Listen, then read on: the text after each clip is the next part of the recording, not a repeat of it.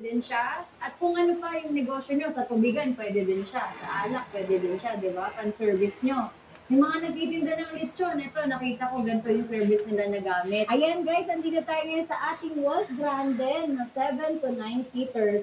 Pero ngayon guys, tingnan nyo, 6 kami ngayon. Medyo maluwag pa, di ba? Si Jay Primus natin, yung mga bagay naman to sa mga slim lang ang parkingan. Oh, okay. Tsaka quality sir, kasi meron na siyang disc brake, tapos yung kanyang gulong makapal na din. Correct. Ayan, Yun tapos yung yun. mga bearings natin na ginamit talagang makapal yan. Grabe. Kasi ang nangyayari ngayon, pababaan tayo ng presyo, di ba? Pero yung quality po check po natin. Yung itsura niya, ma'am, parang Honda. Parang Honda po, opo yan. Honda Sundiro. Opo, yung Honda Sundiro na nilabas po ni Honda ng last year. Oo. Ayan, ganun po yung type po ni Yamaha. Tsaka yung ano niya, yung pangalan niya, parang Yamazaki, parang Japan. Opo. Japan brand. Yes po. Wow. Kaya sa mga gusto ng Honda, mag-Yamazaki na lang kayo. Yes. Ayan, ang laki ng matitipid nyo at malayo na rin yung distansya na mapupuntahan. Tama. Yo, what's up guys? Muling nagbabalik